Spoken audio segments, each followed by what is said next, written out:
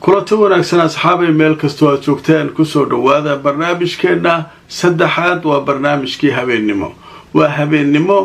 khamiis ah oo jimca ay soo galayso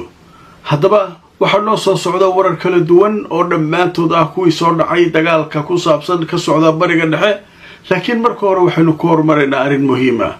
ra-iisul wasaaraha Israa'iil ayaa la sheegay maanta inuu ka hadlay dhowr arrimood oo muhiim ah wuxuuna sheegay in shacabka Israa'iil uu ugu hambaliyeynayo inaanay mar dambe Iiraan samaysan doonin sida uu yiri nuclear iyo gantaalo intaba oo ay burburiyeen ciidamadiisu meelo fara badan nidaamkooduna hadda ka jira uu isaguna burburi doono waxaas ka hadlay intaas uu sheegay ra-iisul wasaaraha markii la yiri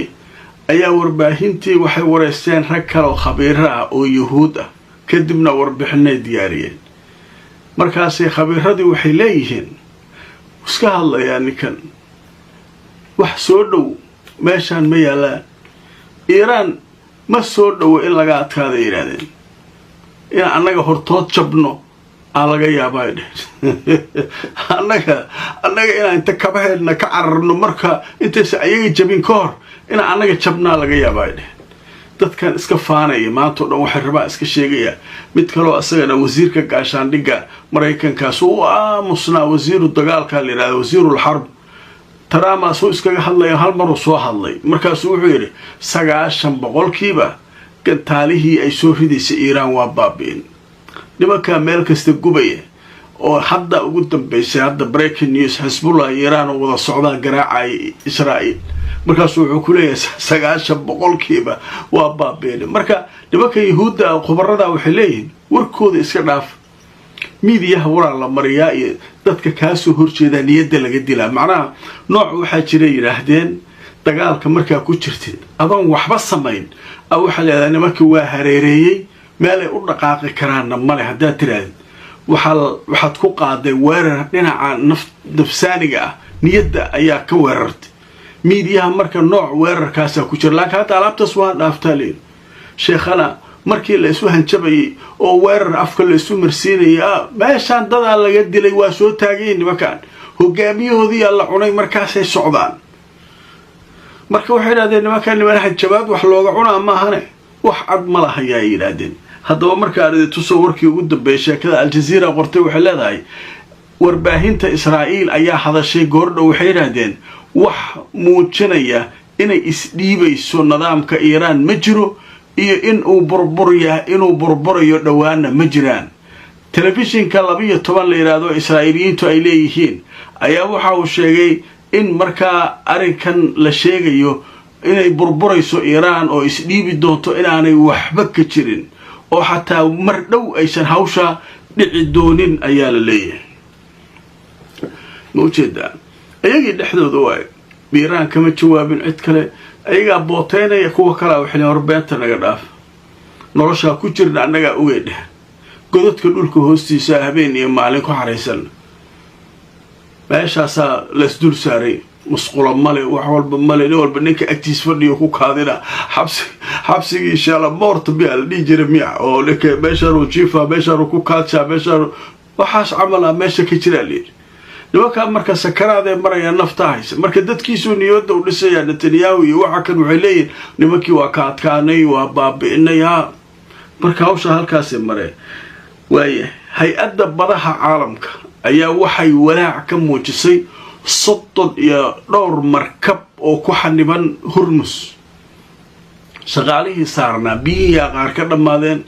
qaar waa xanuunsadeen meesha ku go'doonsan meelay u socon karaan male marka waxay leedahay loo ogolaado inaan soo daad gurayno dadkaas maraakiibtaasna ay dib u noqdaan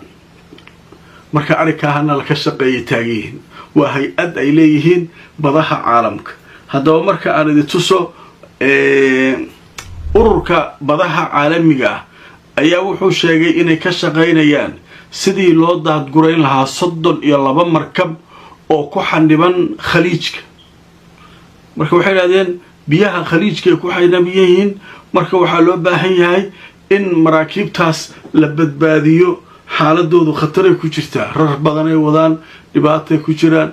إيران إسبارة ودقتي ماله مريكان ملواكاس معلك وين نيدا ولسه أنا إذن مرسينا كوي للرهيوة مركي هو رصاب بحيوة كوي كلواب يسكتشوغان نسور رغاقا مالشة كذا مركي حماد لكن كوان وكوي مركي هو رأسك ويلا أنا حوق إذا كو مرسيني مركي دمبنا واحد مرسيه لواي مركي هذا وحليها يدنا هوشا هالكاس أي مرسا لنك كلام مريكان كهدنا وحليهن سدح مركب أو كله ayaanu u soo direynaa bariga dhexe oo ay saaran yihiin ciidan mareynisa oo boqolaal saaran yihiin kuwii hore xaggee ku dambeeyeen maalmahan ma maqasheen markab diyaaradaha xambaaraha howlgal ku jira abraham colonelkii nagtaa laga saaray kii kale Greek oo u cararay kii weynaa qatarta ahaa kuwii kaloo meelaha taagna mid xuutiga gadaal iska fiiriya iyo mid kale maashi waa wareertay beeshi hadda marka waxay leeyihiin saddex markab oo kale oo cusub aad dirayna soo diraan le waxweyn ma imaada meesha kuwii hore waa weynaa meesha wax ka cuni waaye maraakiib kale oo gaagaabay soo diraan meeshaan wax la iska cunaa male haddaba marka aan idin soo wararkii ugu dambeeyay Al Jazeera waxay qoraysaa warbixin ay leedahay jirada liiraado politico ee ka soo baxda dalka Mareykanka ayaa qortay maanta in wasaaradda gaashaandhigga Pentagonka ay daraasad ku hayso sidii ay u diri lahayd ciidamo dheeraada bariga dhexe politico waxay sheegtay in marka gobolka bariga dhexe loo diri doono sida ay wado wasaaradda gaashaandhigga saddex markab oo marka ay saarihi 2200 askari way marka ciidankaas dirayna ay kuleeyihiin saddex markab waaye ciidamadaas saaran marka halkaas loo diraya marka waa arkaynaa kulay wixii halka loo diro dhanka kale Mareykanku waxay sheegeen 7,000 oo muwaadiniintooda ah inay dib ugu laabteen Mareykanka oo ay ka tageen bariga dhexe shaqaalihii shirkadihii wixii meesha uu iska dhuuqay dhan odaga dadkii oo dhan waa la raacday waa carareen marka 7,000 Mareykanka ku laabatay leer oo bariga dhexe kaliya ka tagtay Arabahana iska joogeen iska dhuuqay Israa'iil iyo meelahan marka waa carareen 7,000 lagu leeyahay way qodobka kale muhiimka barnaamijka ku soo qaadanayna wuxuu yahay Iran ayaa hadda waxa faahfaahiyay diyaaradii F-35 oo barnaamijkii hore ku soo qaadanay ciidanka ilaalada kacaanka Iran xafiiskooda Khatimul Anbiya leeyahay wararka iyo awlahan qaabilsan waxay leeyihiin diyaaraddaas F-35 waxaan ku soo ridnay gantaal aan sameynay dagaalkii 12 maalmood ka bacdi ayaa gantaal aan isku aadinay khubaradeen marka maalmaha dhan lama isticmaalin maanta la soo bixiyay gantaalkii diyaaradahan hawada soo galaa lala kowsaday diyaaradii ugu horreysay halkaas ku dhuftay warkaan marka muxuu ka yimid magaraysaa niman khubara wasaaradda gaashaandhigga Mareykanka la wareysanayo waxay leeyihiin diyaaradii lagu soo dhaawacay maanta ay dhaawacay sheegayaan kuwaana way dhacday leeyihiin marka ma naqaan anag Mareykanku waxay leeyihiin diyaaradii dhaawacu ka soo gaaray weerarka Iran waxaanu ka baaraynaa oo hadda baaritaan noogu socdo gantaal Shiinuhu leeyahay inuu ku dhacay warkaasa koow soo baxay ogow Shiinaha gantaalu leeyahay nagu dhacay taagay nimanka Iiraaniyiinta waxay leeyihiin gantaalkan mudiifiku ahaaba annaga isku hahabaysan ma fahad baalkan xagga ka keen baalkan kale halka ka keen isku rakib dagaalkii 12 maalmood kadib gantaalkan design-kiisa iyo qaabkiisa la diyaariyay maba la isticmaalin ba marka maanta hal mar inta la soo bixiyaa la riday waaba cunayba baash hadda asaga markaba number 1 asagaaba noqday leeyahay nimankan waxay leeyahay waxa quraafaad waa Chinese aan nagaaday marka aan idin soo wararkii ugu dambeeyay marka sheekadan ka soo korortay telefishinka Al Jazeera caaw wuxuu leeyahay xarunta Khatimul Anbiya ee ciidanka ilaalada kacaanka Iran waxay sheegeen in diyaaradda ay la heleen gantaalka F-35 ee Mareykanka ah diyaaraddaasina waxa ku dhacay leeyihiin gantaal difaaca hawada ah oo la sameeyay kadib dagaalkii 12 maalmood socday nimankaas marka saasay leeyihiin kuwaasna saasay leeyihiin marka xaalku marka halkaas uu joogaa laakiin wali meesha waxa nooga cad ay leeyihiin dadka wax falaqaynaya Iran hawadeeda inay say ugu soo ordaayeen hal la weeraro hal la duqeeyo hal la galo laakiin ولي مال لو فايستيكر ما هنلي قيبها وقد بيه برنامجكا ينو فلانقينينا قيبتا وحينو كفا فاهنينا weerarada ugu dambeeyay ee hadda caawa aan idin la hadlayo dhacaya haddaba warkan ugu horeeya hadaynu ka bilowno weerar dhinaca gantaalaha oo ka yimid dhanka Iiraan ayaa waxa uu ka socdaa Israa'iil ciidamada Israa'iil waxay sheegeen in ay la tacaalayaan oo ay la dirirayaan gantaalo ka yimid dhanka Iiraan waxaana la sheegay hanaanka difaaca gantaalada ee Israa'iil inay markaa difaacayaan hawshaas wakaalada wararka Iiraan ee leedahay tasniim waxay sheegtay inay bilowdeen mawjadihii cusba ee weerarka lagu qaadayay Israa'iil oo markaa weeraro culus lagu qaadayo dhanka kale waxa la sheegayaa iyaguna inay weeraro kale ka yimaadeen dhanka koonfurta Lubnaan iyagoo ku wajahan dhanka Israa'iil deegaanka leedahay Jaliil al-A'la waxaana la sheegay sawaariiqdan ka timid dhanka Lubnaan in markaa lagu beegsaday deegaankaas waxaana halkaa isqabsaday siiriga digniinta oo dadka looga digayo gantaalaha Lubnaan ka yimid inay ka cararaan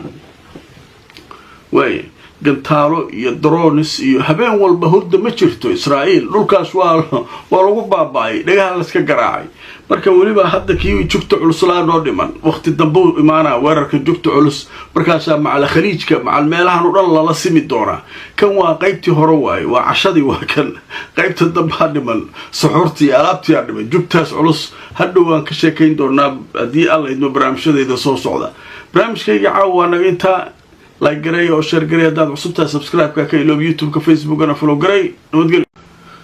kulanti wanaagsan markale asxaabay meel ka soo naga daawanaysaan ku soo dhawaada barnaamijkeena labaad maanta waa maalinimo khamiisa taariikhduna ay ku beegan tahay 19 Maarso sanadka 2026 barnaamijka ayaynu guda gali doonaa inagoo idinku haynaa qodobo muhiim ah oo ay ka mid yihiin diyaarado la soo riday xaalka oo kacsan weerar la isdhaafsaday iyo xarumo shidaal oo mar kale la iska gubay balse marka hore waxaynu ku bilaabaynaa Mareykanka ayaa sheegay aayatullaahiga cusub ee dalka Iiraan inuu qabo dhaawac culus una ku dhaawacmay bilowgii dagaalka weeraradii ugu horeeyay haddaba markaan idin soo warkii ugu dambeeyay sheekada laga qoray agaasimaha hay'adda sirdoonka Mareykanka ayaa sheegtay Mujtaba Khamenei inuu dhaawac culus qabo weerarada Israa'iil ay ku qaaday Iiraan una ku dhaawacmay sida ay yiraahdeen haddaba gabadhan oo ah agaasimaha hay'adda sirdoonka qaranka dalka Mareykanka waxaana lagu magacaabaa Tulsi Gabbard ayaa sheegtay aayatullaahiga Iiraan Mujtaba Khamenei inuu qabo dhaawac markaa ballaaran oo culus wuxuuna ku dhaawacmay ayay tiri weerarkii Israa'iil ay bilowgii dagaalka ku qaaday Iiraan haddaba hadalkan ayay waxay ka jeedisay xilli ay markaa u waramaysay xubno ka tirsan golaha baarlamaanka dalka Mareykanka guddidiisa u qaabilsan dhinaca sirdoonka way marka ninkan waxay leedahay xogta aan hayno bilowgii dagaalka markii aabihii iyo la dilayay iyo meelahaas ayuu ku dhaawacmay dhaawac culus oo qaba tan iyo markii hadda la doortayna ma soo muuqanin oo macnaha laba mar kaliya ayuu hadlay labada marna warbixino qoraal ah ayuu ku soo hadlay marka waxayna leedahay naagtanu ninka uu ka adag yahay aabihiisa ay qarsan noqonay ay tulleeyay weyna ayaa qarsan noqonay kan waaba midka ugu daran ee leedahay marka sidaas ay warbixinta ku siinaysay guddida wali waxa noo soo socda dagaalkii iyo weeraradii iyo diyaarad qatar oo Mareykanka laga soo riday maanta balse laakiin markan waxaan galaynaa madaxweynaha Masar Abdel Fattah al-Sisi ayaa socdaal aan hore loo sii sheegin wuxuu ku tagay isaga iyo wafdi uu hogaaminayo magaalada Dooxa ee dalka Qatar iyadoo madaafiicdu dhacayaan oo cabsi jirto oo diyaaradihii kala xaniban yihiin ayuu Sisi diyaarad inta qaatay wuxuu ka degay magaalada Dooxa ka degay wuxuuna sheegay maxay iga baahantiin khaliijow maxay iga baahantiin maxaan samaynaa sidee yeelnaa Iiraan ma ku duulnaa see ugu duulnaa Iiraan ayadaa bateeda haysataa Israa'iil iyo Mareykan maan la safarnaa maxaan samaynaa gantaalihii wax lagu celinayay hadday wax celin waaye maxaa la qabanaya marka taageero inuu muujiyo niyadda u tajiyo nimankii khaliijiyiinta ahaa ayuu ninkii siisi ahaa halkaa u tagaa lagu leeyahay haddaba marka aan idin tusoo wararkii ugu dambeeyay sheekada laga qoray amiirka qatar ayaa soo dhaweeyay madaxweynaha masar oo ku sugan magaalada dooxa ee dalka qatar haddaba amiirka dowladda qatar sheekh tamiim bin xamed athani ayaa maanta khamiisa wuxuu soo dhaweeyay madaxweynaha masar cabdifatax asiisi kaasoo booqasho ku tegay caasimada dooxa booqashadan ayaa waxaa la sheegay inay xiriir la leedahay in markaa xaaladaha ka jira gobolka ay ka wada hadlaan mas-uuliyiinta haddaba amiirka qatar ayaa sheegay in markaa madaxweynaha ay ka wada hadleen siisi kulankooda arrintan sidii wax looga qaban karo iyo xaaladda gobolka guud ahaan iyo sida la ysaga kaashan karo sidii arrintan loo damin lahaa oo xiisadan taagan loogu bedeli lahaa wada hadal haddaba waxaa goobjoog ka ahaa kulankaasi ra-iisul wasaaraha ahna wasiirka arrimaha dibadda ee qatar iyadoo dhanka kalena ay joogeen wufuud ay ka mid yahay wasiirka arrimaha dibadda ee dowladda masar oo isaguna kulankaasi goobjoog ka ahaa waay marka xaalkaasu isaguna halkaas ayuu joogaa wararkaas ayaa iyaduna kasoo kordhay sida hadda la leeyahay waxaan u gudbaynaa marka weeraradii dhacay saacadihii lasoo dhaafay iyo sida ay wax u dhaceen iyo xaaladda guud iyo wararkii ugu dambeeyey ayaan idiin dulmarayaa haddaba markan waxaanu u gudbaynaa warbixinta ku saabsan iiraan afhayeenkeeda ciidanka warkii uu soo saaray afhayeenka ciidanka dul faqaari ninka la yidhaahdo ayaa wuxuu sheegay in ciidanka ilaalada kacaanka iiraan ay markaa sameeyeen howlgalkoodii 63aad ee ay ugu magacdareen alwacdu saadiq 4 iyagoo u isticmaalay gantaalaha iyo sawaariikhda goobaha muhiimka ah saldhigyo kala duwan oo ku yaala dalalka imaaraadka iyo qatar iyo kuwait iyo baxrayn intaba ay duqeymo culus ka geysteen saldhigyada maraykanka uu halkaa ku leeyahay waxaa la sheegay dufcadan 63aad ee howlgalka alwacdu saadiq in markaa ay isticmaaleen gantaalaha nooca loo yaqaano qadar oo ay sheegeen in ay dhammaantood ku dhaceen goobihii muhiimka ahaa ee loogu talagalay oo ay weerarka ka geysteen waay marka waxa uu yidhi 63 la marayaa xisaabta mawjadaha xaalku siduu yahay dhanka kale warar kale oo iyaduna cusub oo soo baxay dagaalka iyo weeraradii dhacay saacadihii lasoo dhaafay ayaan u gudbaynaa haddaba wararkii u dambeeyey waxay sheegayaan warbaahinta Israa'iil waxay sheegeen in garaacis xoog leh ay ka timid oo weeraro ah oo la beegsaday deegaanka la yiraahdo Haifa oo ku yaala bartamaha Israa'iil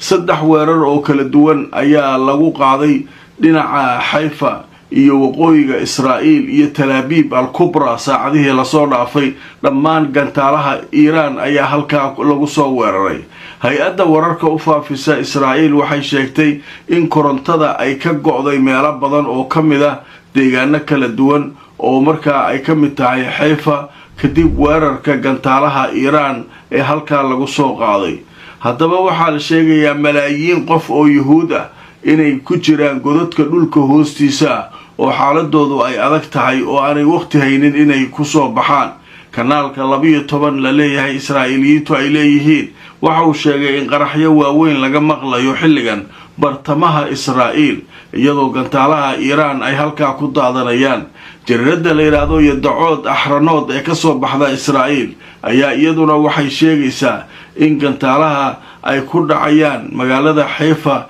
iyo goobo kale oo ku dhow sida ay iyagu sheeganayaan way marka warku waa sidii hore Iiraan waxay tiri gantaalaheenu wax celi kara male marba marka ka dambaysa awoodda difaaca gantaalaha Israa'iil way sii daciifaysaa iyo kuwa Mareykanka hadda marka maxaan u jeednaa korontadii ka gubaysaa waxay gubaysaa maalihii shidaalka lagu kaydinayay wixii oo dhan ay gubaysaa gantaalaheedu markay soo baxaan hadda meeshay rabaan ay ku dhacayaan iiraan. nimankii yahuudda ahaa waa yaaban yihiin, godadkay ka wada buuxaan dhulka hoostiisa. intuu qaadaa godku meequu qaadaa, meeqaase badbaadi karta. marka hadda waxaa lagu leeyahay intaasoo khasaaraha socda, gantaalihii soo dhacay, koronto dhan ma leh bartamaha iyo koonfurta israa'iil oo dhan korontadii adanta. meelihii korontada laga duqeeyey mugdi ay ku jiraan, rafaadka iyo dhibaatada ay ku jiraan waa yaabaysaa. qodobka isaguna halkaasaan kaga gudbaynaa. qodobka kale ee muhiimka warka hadda soo dhacay wuxuu yahay, waxaa la leeyahay diyaarad khatar ah oo nooca dagaalka maraykanka noocyada uu ku dhaarta oo la yidhaahdo F-35. F-35 waxay ka mid tahay diyaaradaha dagaalka ugu halista badan. waa diyaaradii turkiga uu lahaa naga iibiya laga diiday. wadamo khaas oo iyagu ay siiyaan basa jira way ka iibiyaan. diyaaradda marka F-35 ah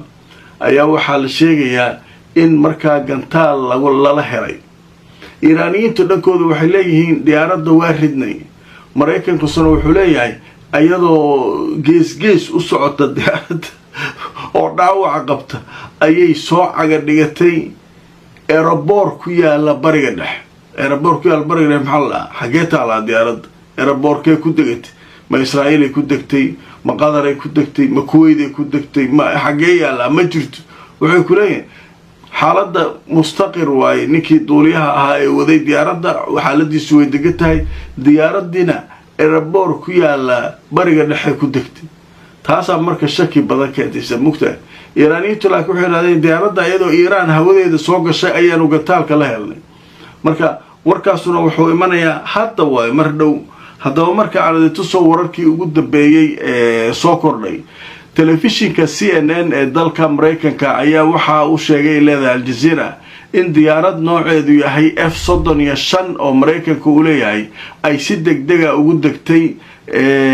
kadib markii ay weerar kala soo kulantay dhanka Iiraan. shabakada CNN ee telefishinka maraykanka ayaa wuxuu sheegay in diyaaradda F-35 ay degdeg ugu degtay saldhig maraykan oo ku yaala gobolka bariga dhexe,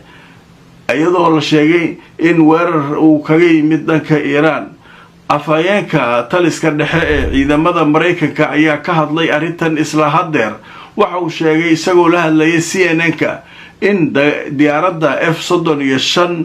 ay howlo shaqo ay ka fulinaysay hawada sare ee Iiraan markaas oo ay la kulantay weerar lagu soo qaaday. waxaana hadda uu sheegay inay diyaaraddu degdeg ku degtay oo xaaladeedu duuliyihii diyaaraddana xaaladiisu ay degan tahay. muujeedaa marka xaalku halkaasuu maraa. marka iiraaniyiintu laakiin wakaaladda wararka Tasniim waxay leedahay diyaaradda waa la soo riday. haddaba qaybtan ugu dambaysa barnaamijka waxaynu kaga hadli doonaa Masjidul Aqsa ayaa la sheegay berito 60 sano ku dhowaad. waa markii ugu horreysay salaad ciida aan lagu dukan oo takbiirta aan laga qaadin. maxaa dhacay? meeshan looma soo dhowaan kareen, isku imaatin dhan ma jiro. haye ayaga kiniisadooda way tagaan ugu sabtida iyo meelaha iyo way sii socdaan. halkan marka waa taan hore u sheegay nin Iiraani ah wuxuu yidhi meeshay ku dhuuntaan waa masjidka hoostiisa nimanka madaxda. marka in loo soo dhowaado ma rabaan. marka masaajidkii ilaahay berito waxaa leeyahay wax salaadoo lagu tukanaa male. muslimiintii ma u soo dhowaan kartaanaa layidhi. haddaba markaan idin tuso wararkii ugu dambeeyey sheekadan. waa markii ugu horreysay muddo 59 sana Masjidul Aqsa uu yahay bilaa salaad ciidul fitri aan lagu tukanaynin. haddaba warbixinta way sii socotay. waxaa leeyahay waa markii ugu horreysay muddo 59 sana aan laga maqli doonin sawdka ama codka takbiirta Masjidul Aqsa. waxaana la mamnuucay salaada ciidul fitriga berito in halkaa lagu dukado oo dadku halkaa isugu yimaadaan. marka hawshaas iyaduna halkaas Masjidul Aqsa dhibaatadaasa ka taagan. waa tii ramadaankiina ay xirteen ilaa haddana salaadii xataa ay diidan yihiin. marka wararka la sheegayo waxaa leeyahay wax badana ka jira. nimanka hoose ka buuxaan masjidka. maxaa la sameynaa? iiraan masaajidka miyaad duqaynaysaa? waa la yaaban yaha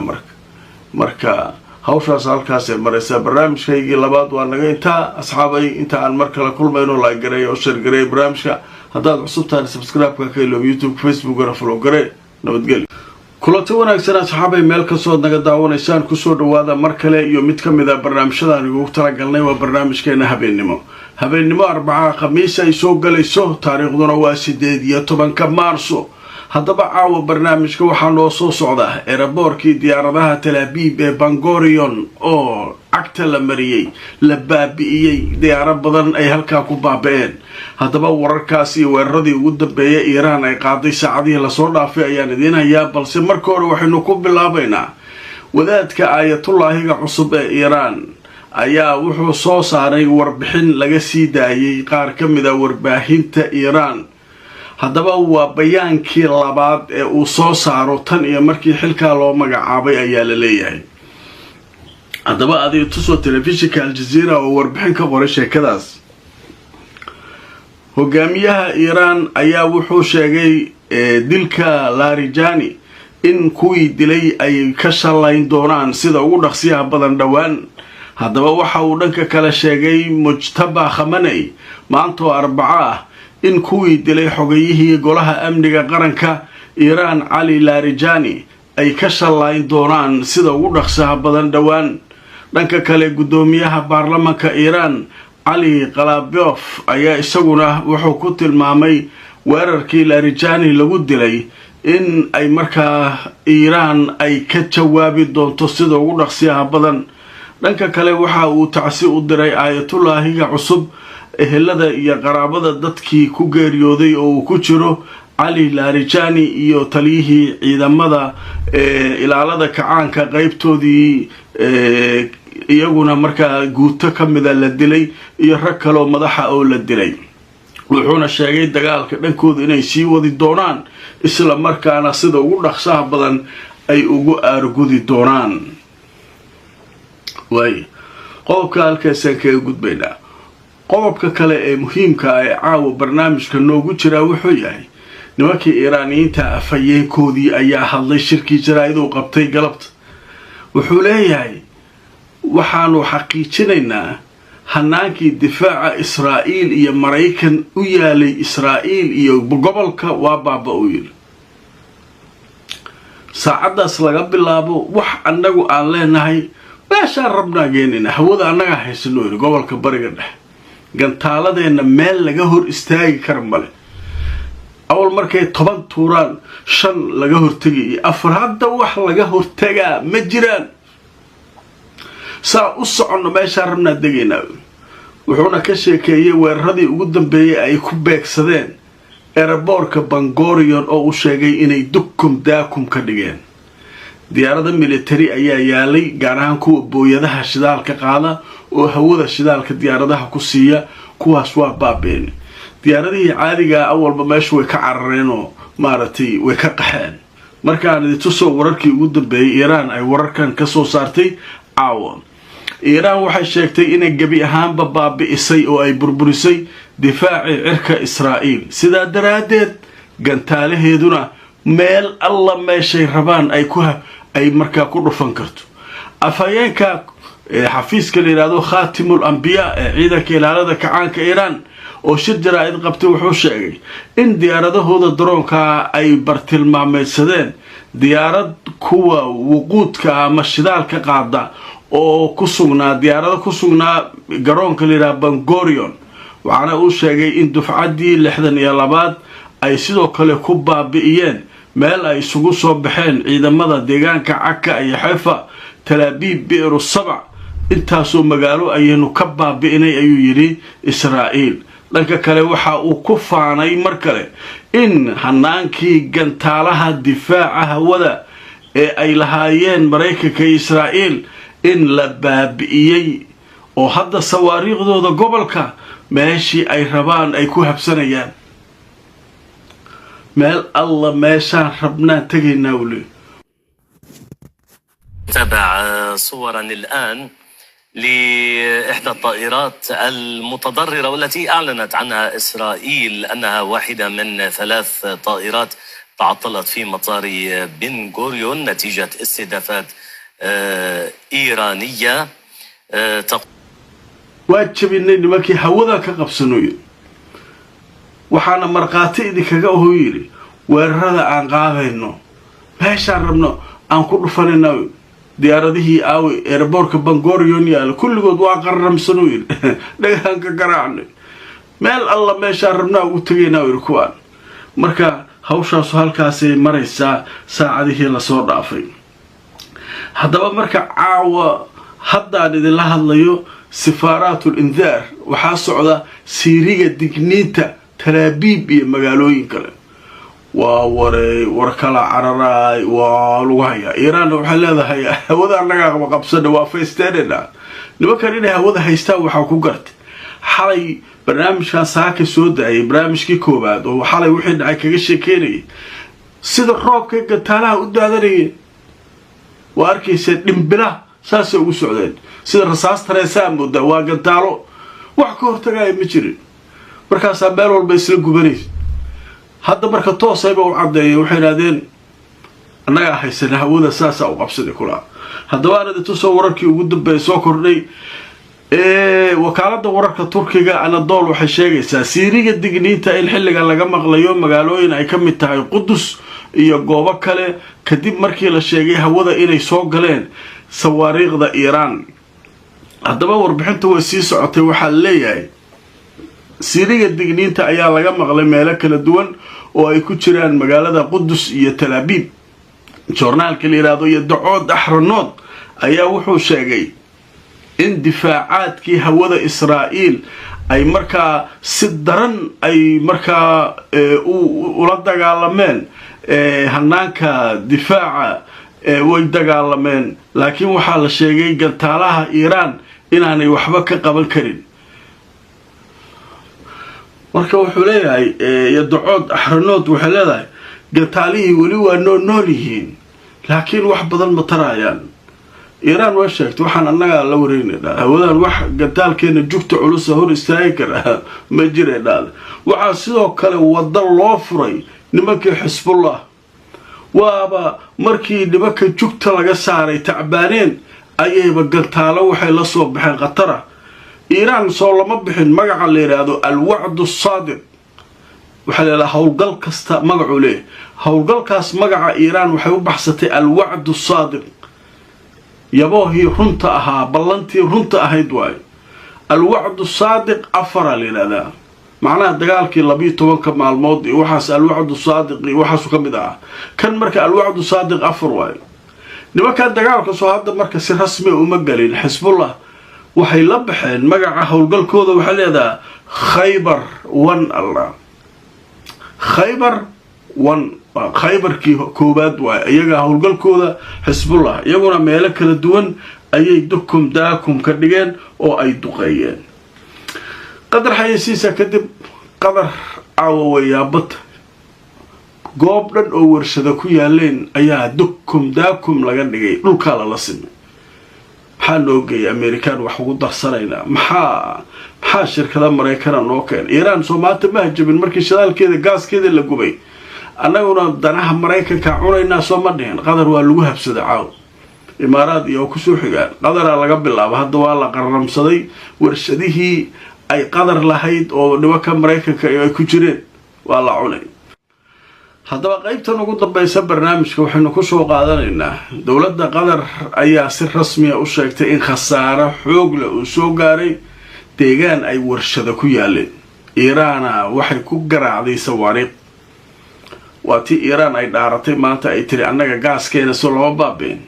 hal bawlayaasha dhaqaalaha gobolka ee uu Mareykan lu kuleeyahay ama Israa'iil lu kuleedahay ayaguna waa ku daayeen hadda waxay ka mareen maxaa Mareykan wax iigu daray maxaa ii soo dhaweeyay jugta la isku hayaa Mareykankii waxbaan celinaa lahaa ma celiyo qadar ma ka celiyo Israa'iil ma ka celiyo airportka diyaaradaha lagu baabiinay markisa marka saasa jugtaas la iska saaray haddaba marka aan idin tuso wararkii ugu dambeeyay telefishinka Al Jazeera ayaa wuxuu qoray qadar waxay sheegtay in khasaare xoog leh uu soo gaaray magaalada la yiraahdo Ra'sul Lifan kadib markii halka si xun loo duqeeyay oo la bartilmaameedsaday magaalada la yiraahdo Ra'sul Lifan waa magaalo dhinaca warshadaha ah waxay la kulantay galabta weerar dhinaca sawaariikhda ah oo aad u culus. waxaa halkaa ka baxay dab xoog leh oo halkaa ka kacay, inkastoo ilaa hadda dowladda qatar aanay sheegin dad ku dhintay weerarkaas oo macnaha wax ay ku gaareen. warshadihii waa la laqay. sacuudiga hallaguu ku taagan yahay, shirkado badanaa wax ku leh. maraykan waa ku jiraan, imaaraad sidoo kale, yuhuud iyo maraykan waxbay ku leeyihiin shirkadaha. meesha marka xaalkeedu waa loo yaabaa. wararkaas ayaa soo kordhay. wixii cusub haddii alla idnoo barnaamijyada dambe ayaan idinkula wadaagi doonaa. inta aan mar kale kulmayno iyo barnaamijyo kale, laagareeya oo sheergareeya barnaamijka. nabadgelyo. kulanti wanaagsan asxaabay, meel kastoo aad joogtaan kusoo dhawaada barnaamijkeena labaad. maanta waa maalinimo Arbaca, taariikhduna waa 18 Maarso 2026. dagaalka halka la kala marayo, weerarada la isku qaaday, hubka la isu isticmaalay iyo ilaa hadda dadka muhiimka la iska khaarijiyay dhammaan way noo soo socdaan. laakiin marka hore waxaynu ku bilaabaynaa war degdeg ah oo hadda ka soo baxay dowladda boqortooyada Saudi Arabia. haddaba dowladda boqortooyada Saudi Arabia ayaa goor dhow waxay si rasmi ah ugu dhawaaqday in maalinta koowaad ee Ciidul Fitri ay tahay maalinta Jimcaha ah, beritana oo Khamiisa la kaamili doono oo la dhammaystiri doono 30 bisha barakaysan ee Ramadaan. haddaba waxay sheegtay dowladda Sacuudiga in bisha meel kasta laga raadiyay, qalab kastana la isticmaalay caawa oo si kasta loo baaray, laakiin waxay sheegeen in la waayay. sidaa daraadeedna ay si rasmi ah maxkamadda sare ugu dhawaaqday in berito oo Khamiisa 30 la dhammaystirayo bisha barakaysan ee Ramadaan. maalinta ciidana ay noqonayso maalinta Jimcaha ah ee fooda nagu soo haysa. waa tahay ciid mubaarak asxaabay. inkastoo ciidu waa kasii hordhacaya, beri waa soon, laakiin ogaada. marka qodobkaas halkaas kaga gudbaynaa. wararkii ugu dambeeyay ee aad warbaahinta u haysta saacadihii la soo dhaafay waa in la burburiyay goobaha gaaska lagu kaydiyo. gaaska markii la soo saaro meel uu ku hakadaa, meeshii uu ku hakanayay ayaa waxay sheegeen Israa'iiliyiinta inay duqeeyeen. inkastoo caawa ay leeyihiin Iiraaniyiintu khasaaraha waa xakamaynay oo waa daminay, laakiin waxaan sheegaynaa dheen inaan aar gudan doono. meel walbo shidaal iyo gaas gobolka ah oo shirkado Maraykan iyo Israa'iil ba xiriir la leeyihiin waa ka aarsanaynaa idin. yaa marka shirkadahaas u xiriir la leeyihiin waa khaliijka. shidaalka khaliijka iyo gaaska laga soo saaro shirkadaha ku jira Maraykana u badan weliba oo maaragtay ka shaqeeya oo wax sheerar iyo wax ku leh. markii hore siiyeen sheerarkaas si markaa loo ilaaliyo gaaska iyo shidaalka. durbaba marka dowladihii waa qaylinayaan. khaliijka ahaa waxay cambaaraynayaan weerarka lagu qaaday Iiraan ee gaaska iyo shidaalka. waxay leeyihin waxaan anaguna soo saameynaa, Iiraan berit waana soo weeraray, anaga celinaya. haddaba markaan idintu soo wararkii ugu dambeeyay anikaa laga qoray. Israa'iil waxay duqaysay meelihii ugu weynaa ee shidaalka ee gaaska Iiraan. Tahraan iyaduna waxay wacad ku martay inay aar gudan doonto oo meelaha sidaas oo kale ah iyaduna ay weerari doonto. haddaba hay-adda wararka u faafisa Israa'iil waxay sheegtay in ciidamada Israa'iil maanta Arbaca ay weerareen goobaha gaaska ee deegaanka la yiraahdo Boshhar ee ku yaal koonfurta Iiraan. iyaduna waxa ay ballan ku qaaday inay weerar aargudasho ku qaadi doonto goobaha dhaqaalaha ay markaa leeyihiin Maraykanka iyo Israa'iil ee iyaguna gobolka ku teedsan oo halkaa iyaguna ay ku aargudan doonaan oo ay aarsan doonaan. marka arrinkaa marka waa nuqda muhiim ah. annaga waana la soo weeraray dheheen, waa ilaalinaynay. bunya taxtiya la yidhahdaa meelaha muhiimka ah, kaabayaasha dhaqaalaha la iskama taabanayn. hadda ma la weeraray dheheen, haa meelo badan dab waa ka kacay dheheen. marka aan idintuso marka Iiraan marka waxay tiri waa xakamaynay dabkii ka kacayay meesha gaaska la yidhaahdo Bariis ee ku taala koonfurta Iiraan. wakaaladda wararka ee Tasniim waxay sheegtay in hadda la damiyey dabkii xoogga lahaa ee ka kacay halkaas oo markaa la baktiyey. marka saacado socday dabka waa la xakameeyey. waxaa marka war soo saaray nimanka la yiraahdo ciidanka ilaalada kacaanka Iiraan xafiiskooda Khaatimul Anbiyaa. haddaba marka waxay leeyihiin xarunta Khaatimul Anbiyaa waxay sheegtay inay bartilmaamaysan doonaan iyaguna goobaha tamarta iyo shidaalka gobolka marka Iiraan ay iyaduna ay aargudan doonto ay qaadi doonto. waxay sheegeen inay soo gabagabeeyeen xilligan la taagan yahay awoodii Mareykanka uu ku faanayay inuu caalamka ku haysto. waxayna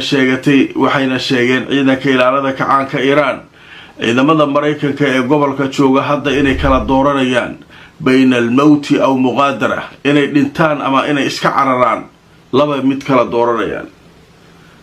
nimanka waxay leeyihiin naftaa ku siiyar, nafta tabcaan ay ku tahay ciidankooda Mareykanka, ama inay dhintaan ama inay cararaan wax kaloo ka dhaxay male. marka nimanka meelaha shidaalka iyo gaaska iyo nalka weerarayna meelaha u dhigmaan weerari doonaa ay leeyihiin oo shirkadahan ay xiriir la leeyihiin. markii hanjabaadaas Iiraan ka soo baxday durbaba dowladaha soo booday khaliijka ah oo maaragtay goorba arrinkan dhibaato uu u keenayo Mareykan iyo ay xiriir la leeyihiin oo isleeyihiin gaaskiin iyo shidaalkiin waa la baabi'inayaa bas waay. haddaba markaan idintu soo wararkii ugu dambeeyay arrinkan laga qoray, wasaaradda arrimaha dibadda ee Qatar ayaa markiiba soo hadashay. waxay sheegtay bartilmaameedka in la bartilmaameedsado Israa'iil ay weerarto xarunta laga soo saaro gaaska ee Bariis ee dalka Iiraan inay tahay tallaabo mas-uuliyad darro ah, waxayna gobolka u keenaysaa dhib ayaa la leeyahay. dhanka kale waxaa la sheegayaa wasaaradda arrimaha dibadda ee Imaaraadka iyaduna inay sheegtay in la bartilmaameedsado goobaha sidan oo kale inay tahay tahdiid caalami ama in markaa ay khatar ku tahay caalamka oo dhan inay halis ku tahay. iyo Israa'iil maanta waxay samaysay, waxayna sheegeen inay arrinkaa ka soo horjeedaan. durbaba ayaa soo hadlay Qatar iyo Imaaraad, waa is ogyihiin dadkii meelahoodaas shirkado kale ay wax ku darsan yihiin, durbaba way soo qayriyeen.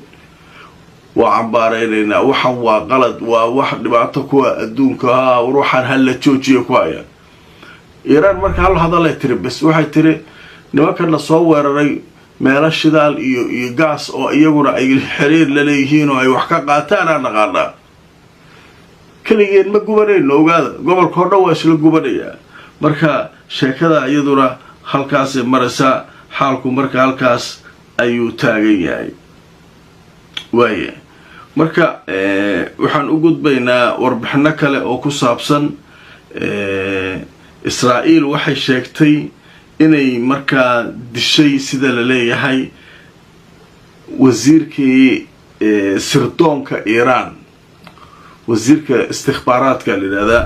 iyagoo macnaha ma isticmaalaan agaasimaha iyo taliyaha hay-adda sirdoonka waxaas ma isticmaalaan, waxay isticmaalaan wasiir ay leedahay hay-adda sirdoonka. marka waxay yidhahdeen wasiirkii hawshaa qaabilsanaa ayaanu ka takhalusnay oo dilnay ayay yidhaahdeen.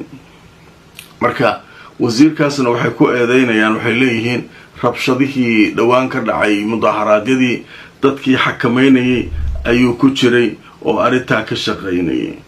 waaye sheekada kale oo xiisaha leh waxay tahay Sacuudigu waxay sheegeen in Mareykanka su'aalo badan uu weydiinayo. xogaa la soo helay warbaahinta carabta soo heleen. Sacuudigu waxay leeyihiin Mareykanku mar walba wuxuuna weydiinayaa xog ma ka haysaan nimankii Xuutiyiinta goormay soo galayaan dagaalka oo ay xirayaan Baab al-Mandab. waxay leeyihiin Sacuudigu ma naqaan dhanka baa warkaa ila goormee nimanka soo bilaabayaan maraakiibteena inay gudubtaan laga yaabaa sidee waxu jiraan. marka waxaa leeyahay Mareykanka cabsida ugu weyn Hormuz waa xero tahay,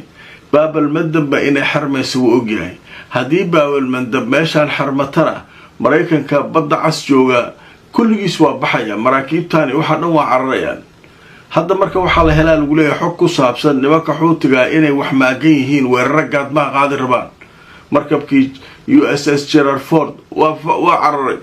waxaasoo dhan marka la isku dardaro waxaa leeyahay xogaha la helayo Mareykanka wuxuu Sacuudiga maanta oo dhan ugu soo celcelinaya u weydiinayo. Sacuudiga wuxuu isleeyahay Sacuudiga iyo Yamanta maalmaha way isku fiican yihiin.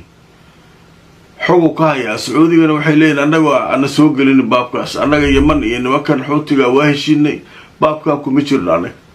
marka ardaydu soo sheekadan xiisaha leh la yaab kale